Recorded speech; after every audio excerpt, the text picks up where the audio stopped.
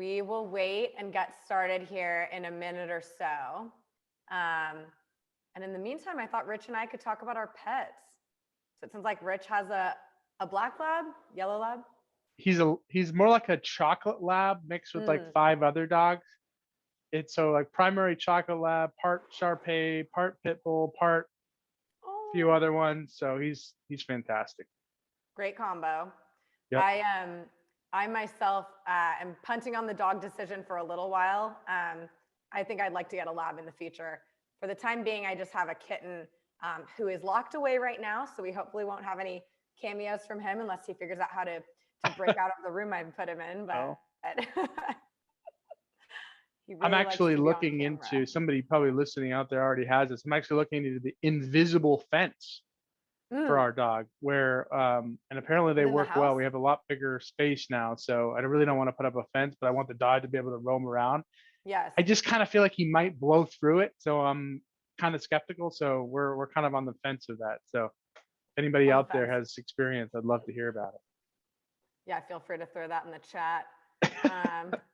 We'll probably wait for the 2-minute mark to actually get rolling here. Okay, it looks like someone from the audience says invisible fences are great. Okay, I'm gonna go buy it now. Awesome. And would this be outdoors, or are you thinking of even inside? Oh no, it's all the whole perimeter. We got like 2.5 acres or so. So now I'm like, well, what do I do? You know? Very envious. Yeah. Cannot say I have that much space here in LA, but I do have a nice patio. We've actually got some rain here today.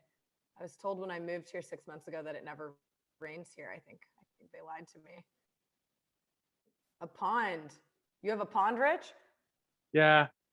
That Mr. Faber may know something about me, so. Oh my gosh. How you doing, Mike? Pond. Awesome. Great engagement already. So we'll go ahead and get started here because we've got a jam-packed agenda today. So thank you everybody for joining our webinar on Zoom's Playbook for Sales Manager Enablement. Just housekeeping items, this webinar will be recorded. We will send you a copy of the recording and the deck sometime in the next 24 hours. And just a friendly reminder, keep it interactive. Please drop any questions or comments in the chat box or in the Q&A. For a lot of the questions, we'll plan to catch those at the end, but we definitely want to get to those. And for those who don't know me, my name is Danielle Scott. I'm the Director of Sales at WorkRamp. And for those of you joining our WorkRamp webinars for the first time, WorkRamp is the all-in-one learning platform to educate your customers, partners, and employees at scale. Our corporate LMS powers training and onboarding for a lot of top companies like Zoom, Box, and Workiva, which is a great segue into this panelist intro. Today, we actually have Rich Adams, who is the Sales Enablement Manager at Zoom, who focuses specifically on manager enablement execution. And since I'm in sales management myself, manager enablement is a topic I am particularly excited to talk about today. So if you don't mind, Rich, I want to jump right into it. Would you be able to give us a quick intro about you and kind of what you're working on over at Zoom today? Yeah, Danielle, thank you so much. And of course, the whole WorkRamp team for having me. Big fan of your technology and really mainly your people.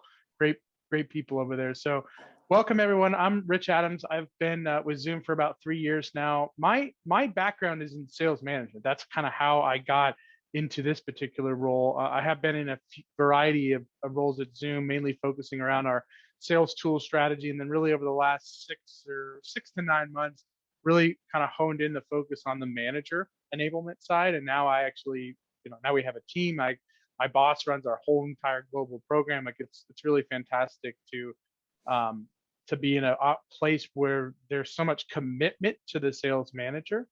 And my first opportunity to become a manager was when I was with a startup. We got acquired by a publicly traded company. Of course, I wanted to manage. I love coaching. That's a big passion of mine. Of course, I didn't really know what that meant to be a manager. And then once I finally got the role, the first question I asked my director of sales was, well, what does the onboarding process look like? And he looked at me like I was crazy or something and said, well, what do you mean? I'm like, well, I said, well, I'm a new manager. Isn't there a training? He said, oh, just do what you've been doing in sales, but just do it, help your team do it. And, that's just the world that we live in. A lot of companies just haven't gotten to that point of investment. And I'm excited because I believe the sales manager is like really the force multiplier of a sales team. So getting a chance to focus on that full time now at Zoom is fantastic. Totally. I love that you get to focus on that. And I think we all know here that, being an amazing IC doesn't prepare you in every single way for being an amazing manager. So that's probably why I'm so passionate about this topic of enabling us managers to do our jobs better. Why are you passionate about sales training in general? And specifically, what about manager training is so appealing to you right now? Great question. So I love the profession of sales. And I think I reached a point when I was with, doing sales at a startup. We didn't have a big management team. In fact, we had like one CRO or head of sales and like 25 salespeople. So many of us had to kind of take on what a manager might do as far as training, or at the time, there was no such thing as sales enablement, or if there was, we didn't have it. So we had to be those enablers. So one of the things I really loved was the training side. I love teaching what I knew to other reps. And I felt like I started seeing more satisfaction out of teaching 50 salespeople how to win a deal than me actually winning the deal myself. I felt like I could kind of create more of an impact and more of a multiplier. So that's what really kind of got me thinking overall sales enablement.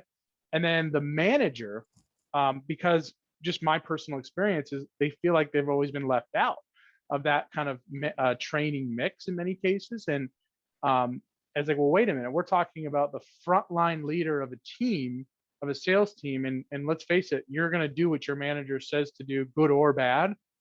That's where we should be focusing our time. And that's where I was like, boy, if I could go back in time, that's where I would want to invest, is on the frontline manager. So now getting a chance to do that, it's a lot of fun. Awesome. I absolutely appreciate that focus. And let's talk a little bit about the first steps you guys took in getting this manager onboarding program off the ground. I think first and foremost, how did we realize there was a need for this at Zoom? Yeah.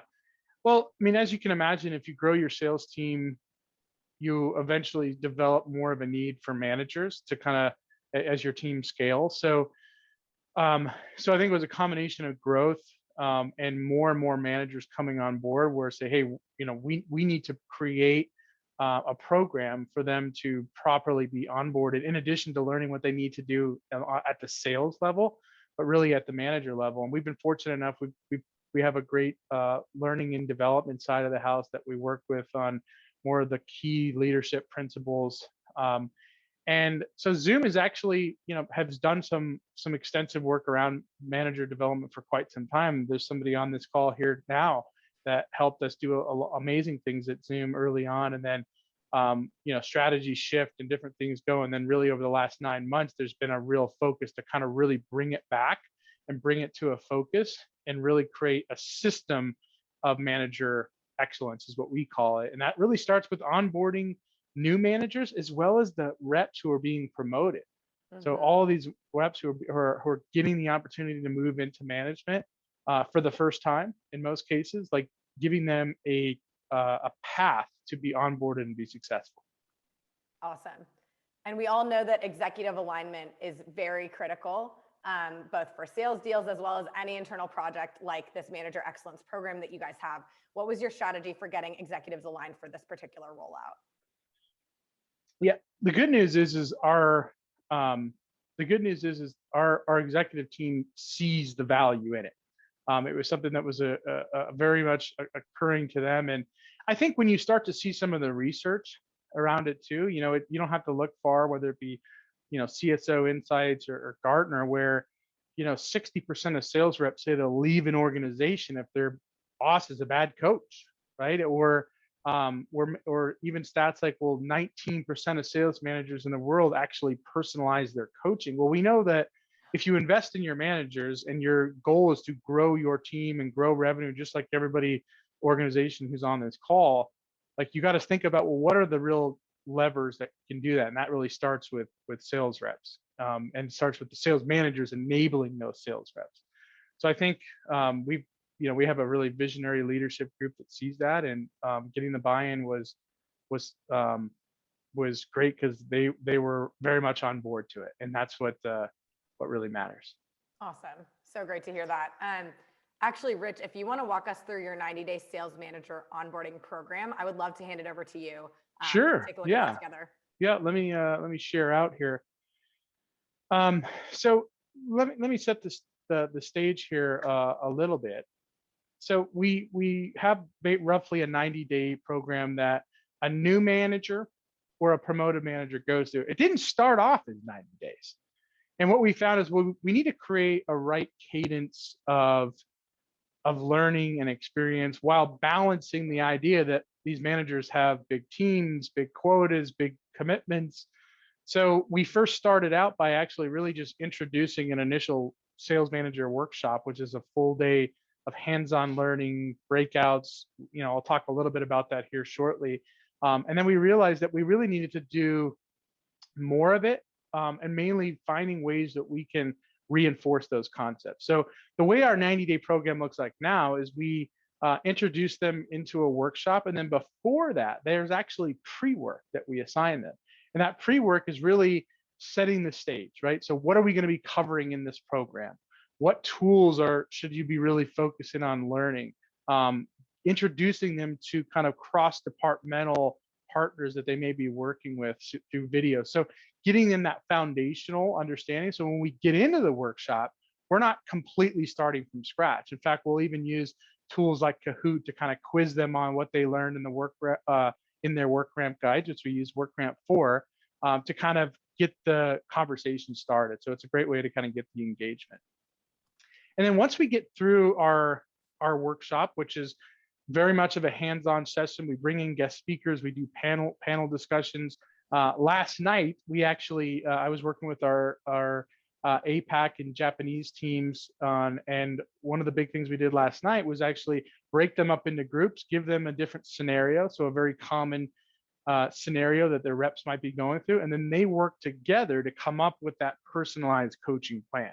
So we really emphasize personalizing your coaching, using the tools to kind of pinpoint and diagnose where the issues are.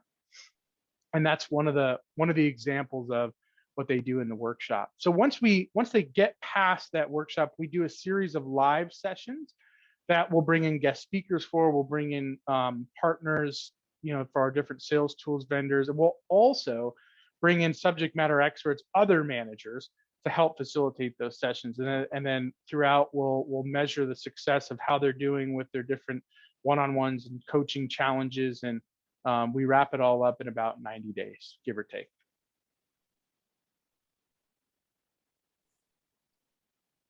What consists of the kind of the nuts and bolts of the program is, we're really focused on the rep management side, which is how to motivate, how to coach, how to really drive your teams. And now many managers now are faced with a unique challenge where they've either been the first time working remote, or most of their team might be the first time working remote.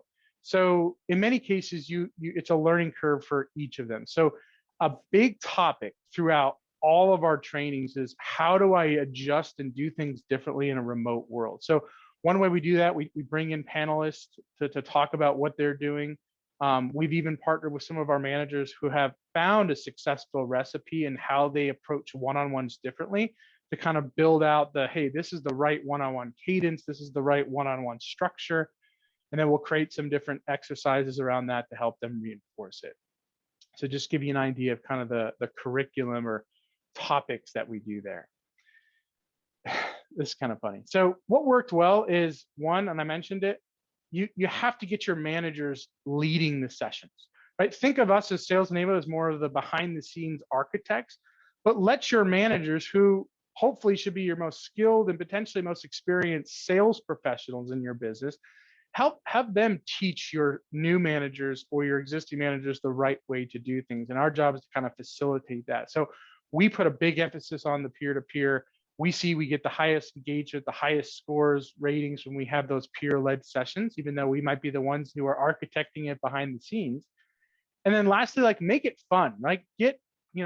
Bring humor to subjects that may not even be that funny, and, get more vulnerable, or create some vulnerability. Like, one of the exercises we do is we get into a breakout room and we share what it was like to have that really hard, tough manager, growing up in sales, because we've all probably had it. How did that, how did that make you feel? What impact did it have?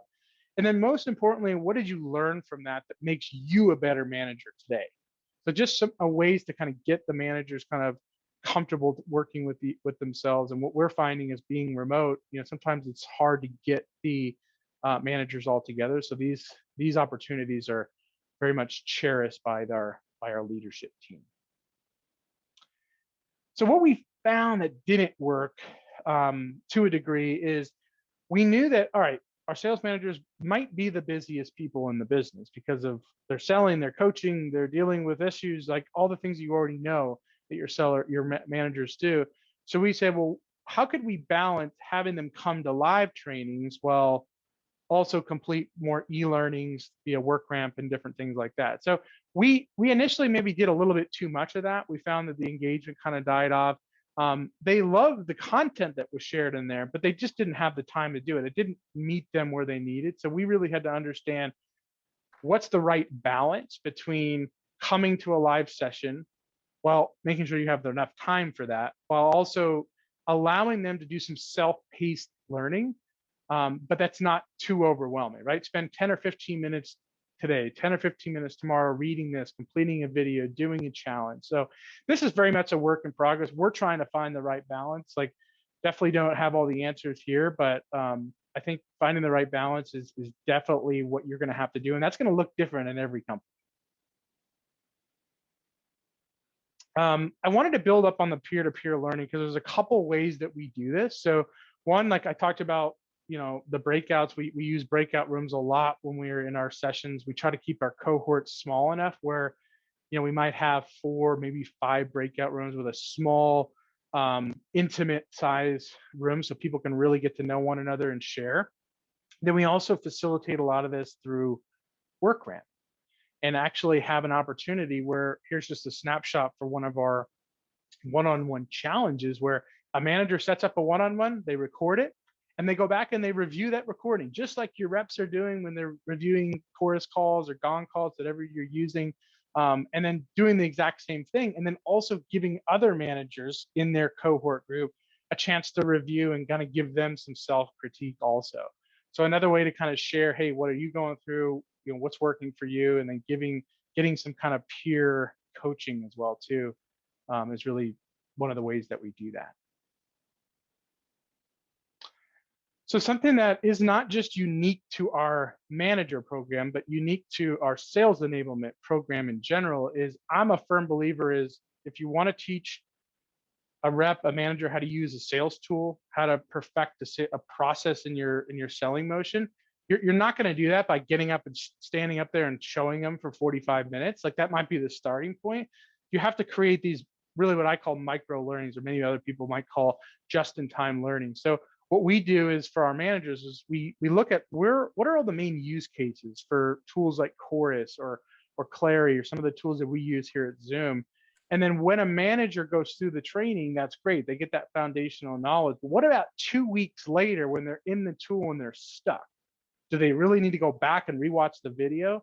Or can they pop open their Guru extension and search for, hey, how do I find, how do I use Chorus to coach my reps or tag on a meeting?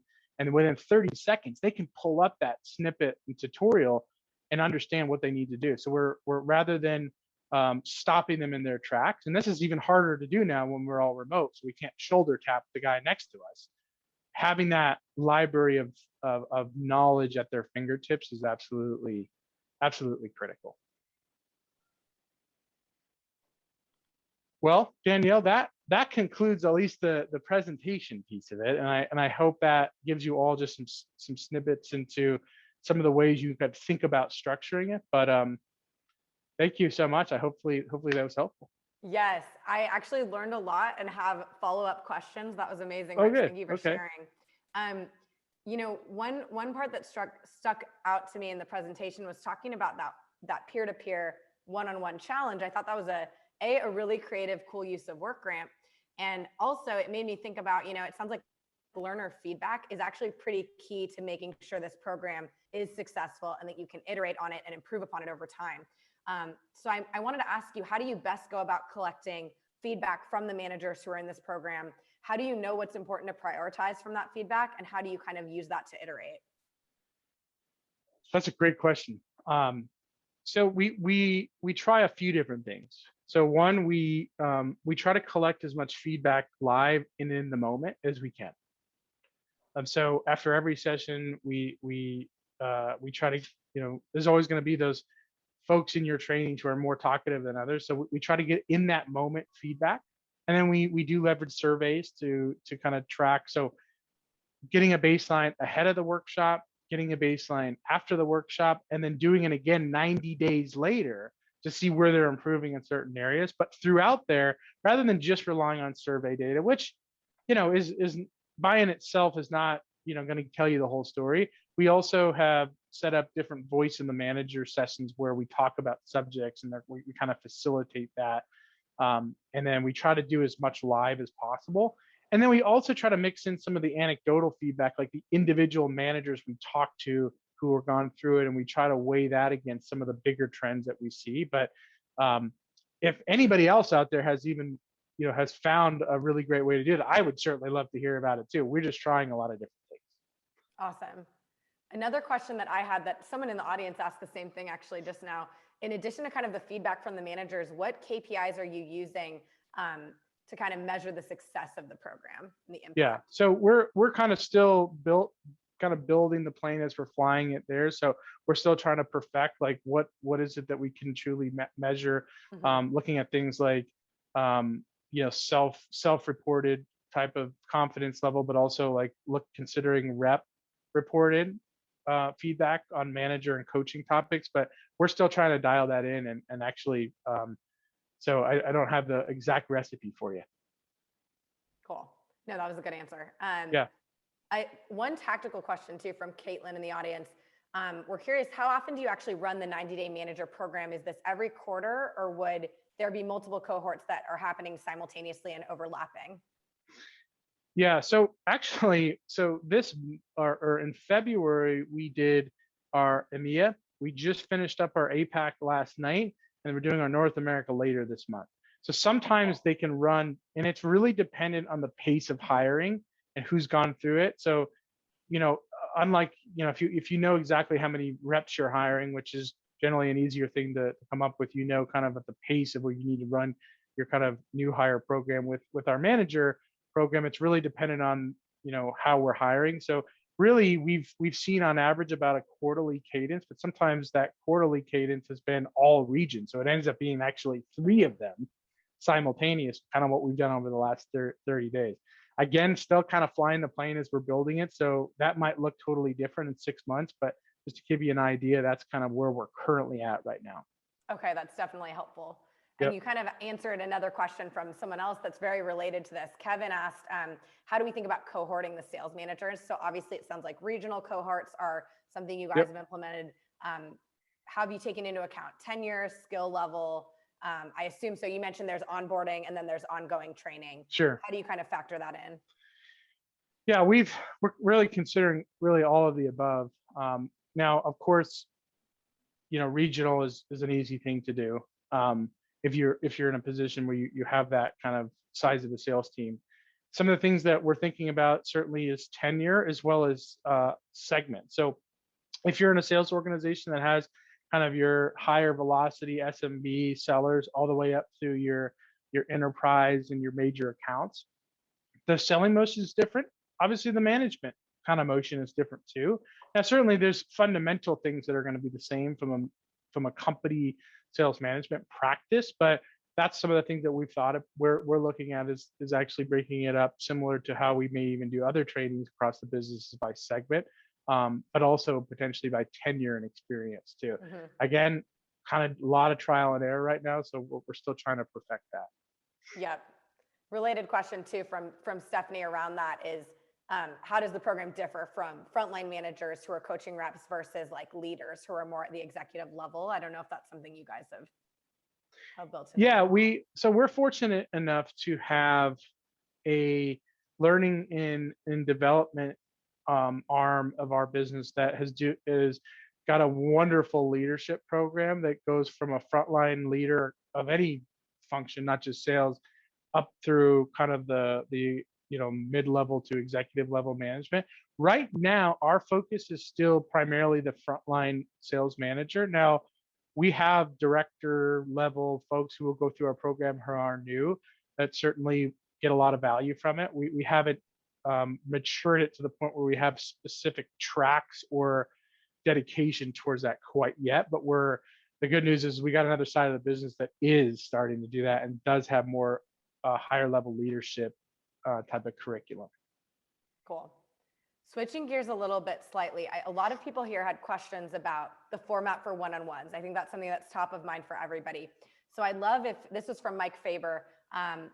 We wanted you to kind of expand on the philosophy around one-on-ones are the job. I actually don't know if this is a philosophy that you share or that maybe Mike is aware of, but would love you to kind of elaborate on that a little bit for all of us and express how you get your managers to do one-on-ones consistently and anything about the framework for these one-on-ones that we could be following ourselves. Another person in the audience asked, how have one-on-ones changed in this remote work world? So we'd just love to hear kind of your best practices and how you've adapted those for COVID. Well, I'm glad somebody noticed the one-on-ones, the job behind our virtual background. By the way, that's kind of our internal branding for our manager excellence program. So when we actually kicked off this program, we were, not so many months into the stay-at-home world. And what we were finding is in talking to a lot of managers and bringing them into these panel discussions where one of the things that you miss being in an office, especially if you're used to it, is what some folks will call the drive-by coaching, right? So I'm near their desk, I hear what they're saying, I'm walking with them in the hallways. Like I have more opportunities to kind of interact with my reps, coach them, mentor them, hear them, like be there. Where when I'm back at my home office, the one-on-one becomes even more of a spotlight of opportunity, because if you have a lot of reps on your team, which many managers do, you don't have the luxury of seeing them in the office like you might have once. Now, some folks come from environments where that was never the case, so that's okay too.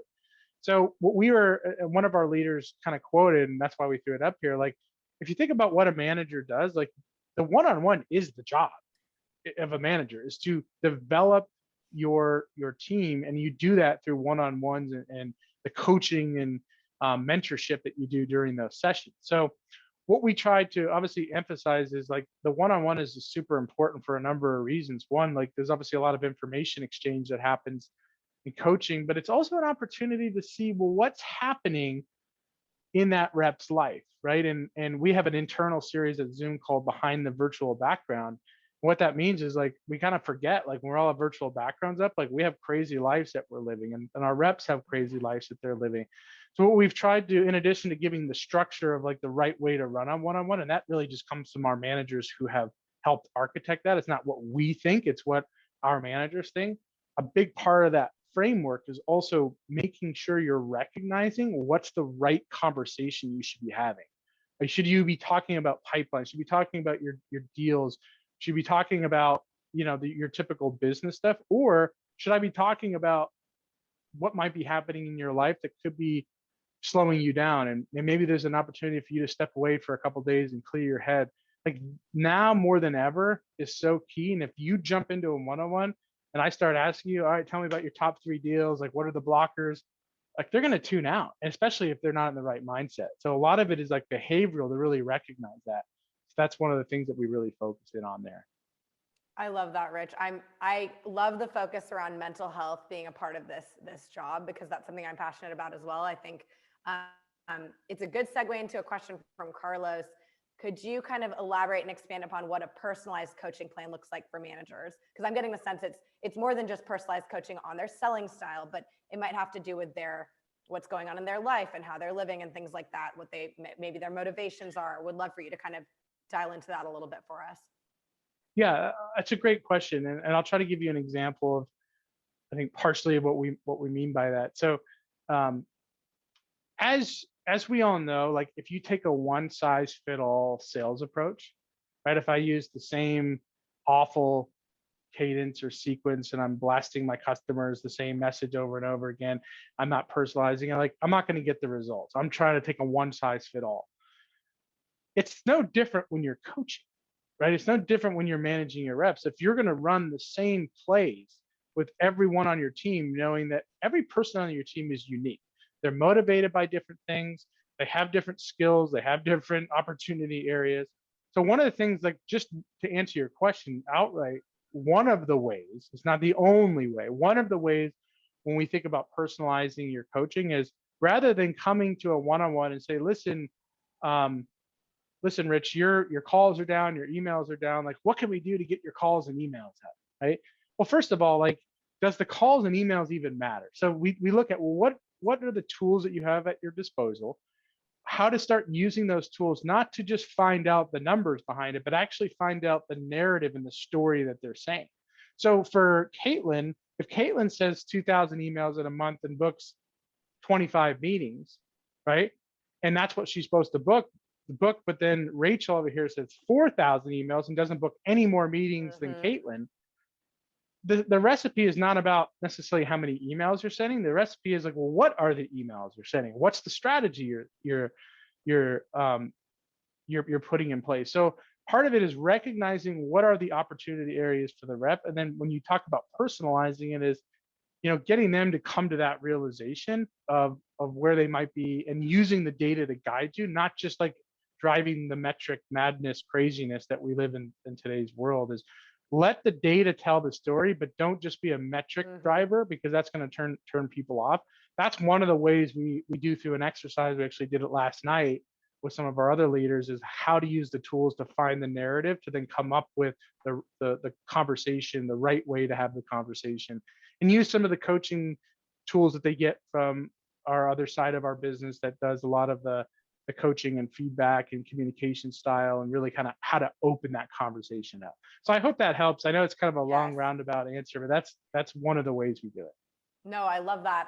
My follow-up question was going to be about, what does it mean to be data driven in this coaching? And so that's a really good explanation. I think, utilizing the data, but also thinking critically about what it actually means. So great answer. Yes. Another question was on accountability. So currently, what's the best practice in a large org for holding managers accountable for this coaching? Do you have visibility into how frequently they're doing these activities? How do you think about all that today?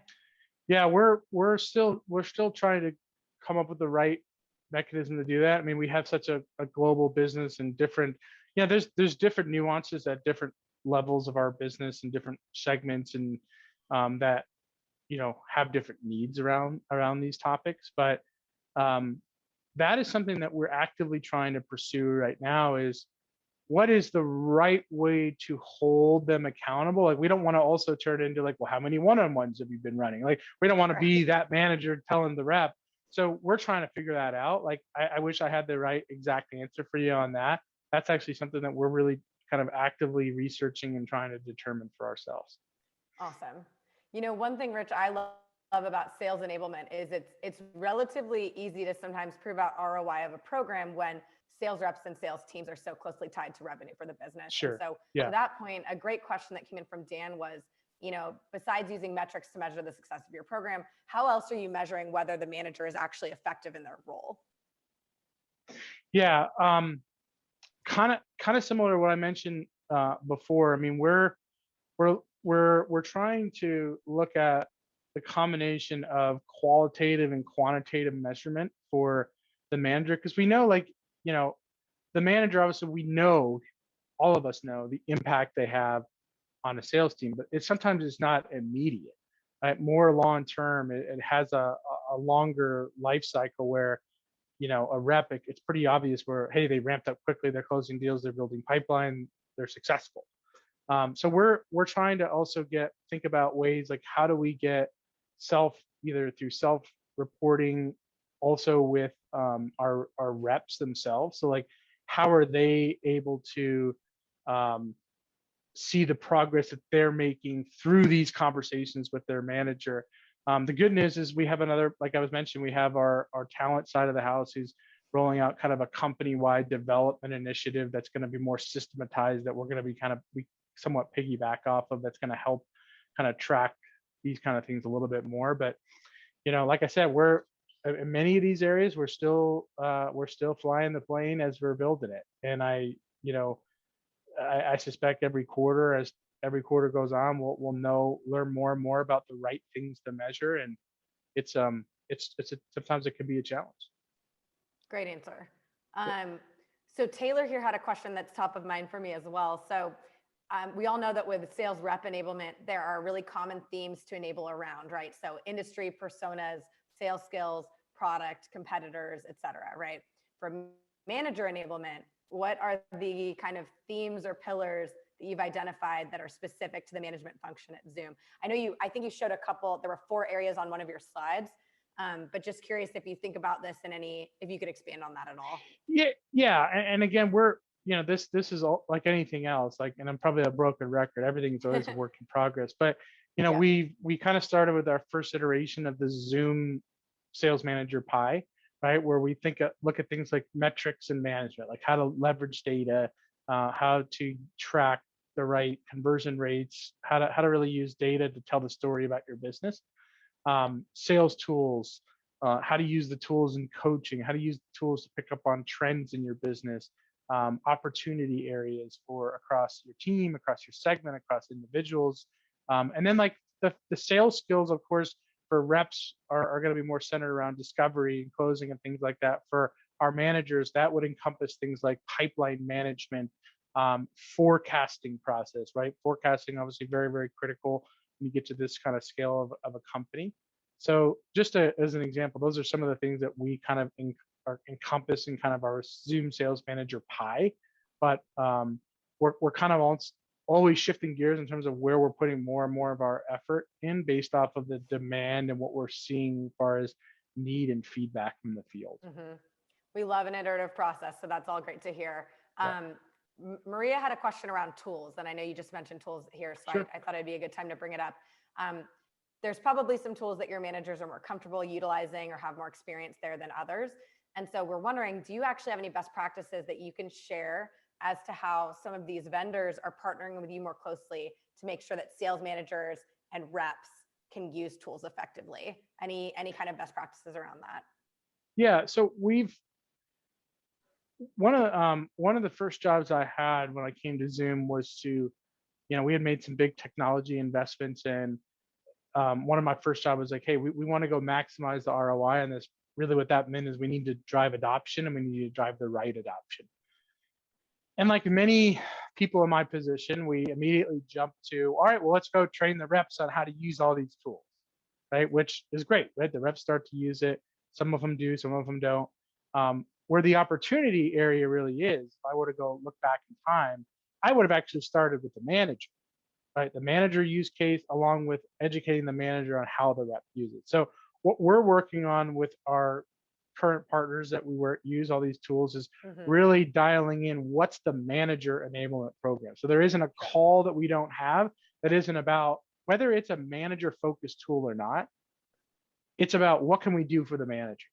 What role does this play with the manager, whether it be something that they find help the reps co-sell in, using like LinkedIn Sales Nav, or of course like a conventional management tool like a Clary or a Chorus, and then really dialing in what those manager use cases are. So right now, that is the focus, is making sure we are identifying a plan for managers with any tool that we have, because I think historically, like it has been too much centered just around the sales rep. And as we all discussed today and heard, like the manager is the force multiplier. So that can work for you. It can also work against you if they're not really buying into a tool. Guess what? Their team is not going to buy into the tool. Yes. That actually brings me to a question that I wanted to ask, as opposed to from the audience here, if I can squeeze one in. Sure. I'd love to understand how you go about creating evangelists for your program within the managers, or even within reps, if you do sales enablement for reps and have counterparts that work on that. I think it's very important, and you mentioned this in your presentation, to get people bought in on the program. And so what have your strategies been for creating that buy-in and evangelists and champions within your org? Yeah. So Daniel, excellent question. So as I mentioned, we try to bring as many managers into the mix as far as the facilitation of trainings go, whether that be, hey, you're an expert in using this tool for this use case. Let's bring you in to do a training, or we bring you in for a panel discussion on, how to overcome, um, you know, managing remote teams for the first time. Right. So we bring in these managers, we give them a spotlight. And what I'm finding and speaking with managers, and when I was a manager, I think we're all craving more than just revenue recognition. Right. I think many of us are in sales, like we're not here just for sales. We're here for the impact that we can have on the sales profession. And I think what we're finding is we give these managers and reps, to a degree, many of our programs include, we give them a spotlight to share their skills that they feel that they can have an impact on the org. What the byproduct of that is, we've now built up evangelists, what we call manager champions, who are really out there promoting the program. And we can go to them and say, hey, they're kind of our trusted source for feedback. We give them opportunities to help create content, help be a part of sessions, promote it with their teams, promote our programs and trainings with their teams. So it starts to kind of create, you kind of build your field army a little bit. And it's really starts with giving them the platform. People want a platform to teach and show the skills that they have and that have an impact on their company. And I think that's where we've seen the success, is giving people that voice. Awesome. I love that answer. Thank you. I had a couple questions here about creating the trainings itself, the content of it. Michelle had asked, did you find that sales management, the pie was built by sales enablement first, and then you were able to kind of garner leadership support, or vice versa? Basically, Yeah. What's the right order to do this? Kind of a balance of push and pull. So, all right, we hear that these are the things you need. Let's go package up and say, hey, this is what we heard, just like we do in sales. This is what we heard. Here's the problem you think that you want to solve. Mm-hmm. Here's our recommended solution. And then we kind of have a bit of a back and forth around and say, hey, let's change it to that, or let's really focus on this. So it's having that right push and pull. But it isn't like just us saying, here, go do it. Like, yes, we have to start it. We have to also be the kind of the change agents. Really, we're here to kind of challenge the status quo, in my opinion, but having the right balance of push and pull, and then really getting their buy-in and challenge them on, their reasoning. They may have an issue with what your idea might be, and that's where you can like really form that partnership. Mm-hmm. So it's not just we're just not just taking orders, where we really have that true two-way partnership conversation. Great. That's great to hear. That's definitely helpful. Another person asked around content or the structure of these trainings. Where do you bring in external guest speakers for your live manager training sessions? Another way to ask this would be like, what topics do you have them cover that you feel would be additive to the more personalized training that the Zoom team puts together? Yeah, one of the ways, and I'll probably butcher, one of our newer additions to our team had this amazing way he looks at this, is you start with like the foundational principle, maybe working with a vendor to help kind of drive that message and new way of thinking or new perspective on how to coach or how to lead or whatever the topic might be. And then from that point on, it's our job to then kind of Zoomify it, or make it your own company, and say, all right, these are the tools to how you make it happen. But it's really like bringing in the vendor to kind of establish the why, if it's generally centered around change management, which most of the time it is. And then you kind of layer in the internal, like, here's how you do that at Zoom. But it first starts with kind of that kind of foundational piece. So, we bring in vendors for all different types of programs that across, all of Zoom, but also our manager program that kind of set the foundation for principles that we want to be honing in on. And then we come in and kind of make it our own and make it specific to the role, to Zoom sales, etc. Cool. Great answer. A question from Dan here. Has Zoom explored any emotional intelligence content and training for the teams? I think the conversations have been had. I'm not directly involved in any of them right now, but it's definitely on the radar for sure. There's definitely conversations happening. Awesome. And then a couple questions here on tailoring the program and personalizing things. Nick asked, do you utilize any surveys or assessments to create like a baseline for these individualized coaching strategies? If so, what have you found to be effective there? To kind of the measure the specific coaching strategy itself and like how it's being adopted or received in the field. Is that kind of the question you sent Yeah, me? I would either think I would either think that, or maybe even as a pre-step to being coached by a new manager or something. So Yeah, either or. we do some surveying for the really up for the managers on like what's your level of confidence in this aspect of coaching heading Sure. into the program. Ooh, great. What's your level of confidence midway through? Like, can you demonstrate and do these different things? And then like at the end, like now, what's your confidence in being able to demonstrate that you can do these aspects of coaching? That's the way we're attempting to do it right now. Awesome. Thank you. One more question around personalization. So what tweaks did you need to make to the program when deploying in different regions?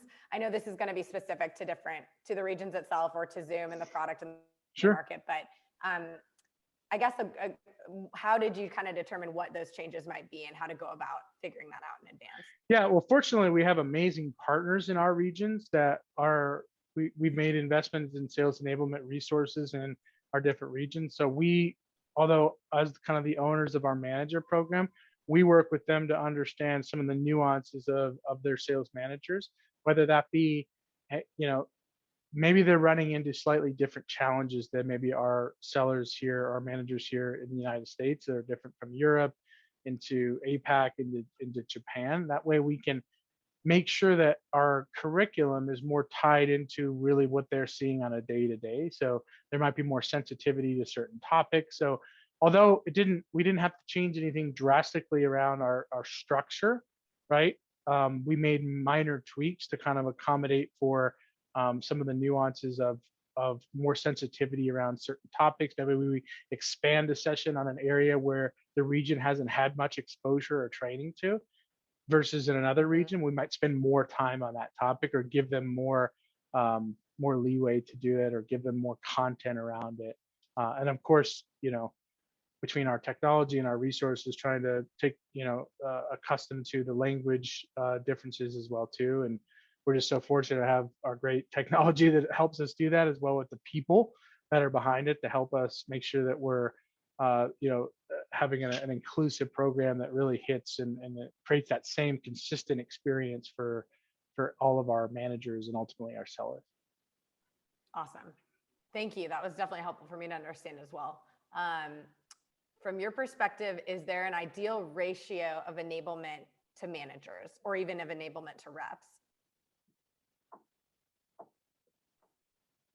Well, because I love sales enablement, I think the ratio in most companies is probably too wide. You know, I've been at conferences where it was like 1 to 100 of reps, 1 to 75. Um, I don't know what the exact formula is. I think you have to really ask. It's just like anything else, right? You got to interpret the data. It's not 1 to 100. It's one to what makes up that 100 reps, Sure. right? Are we talking about green sales? Are we talking about experience? How complex is your sale? Yes. How complex is the customer journey, right? Or, is there, you have to take into all those factors into an account when you're determining an enablement resource. And then specifically, well, what's that resource, right? Is it an instructional designer? Is it a conventional trainer? Is it more of a program manager? Is it a content and creative side? Like there's so many different branches of sales enablement now. It really comes down to the needs of your organization. Yeah. Yeah. Understanding the need first. I like that answer as well. Michelle asked, this is my favorite question so far. Michelle asked, what are your favorite WorkRamp tools?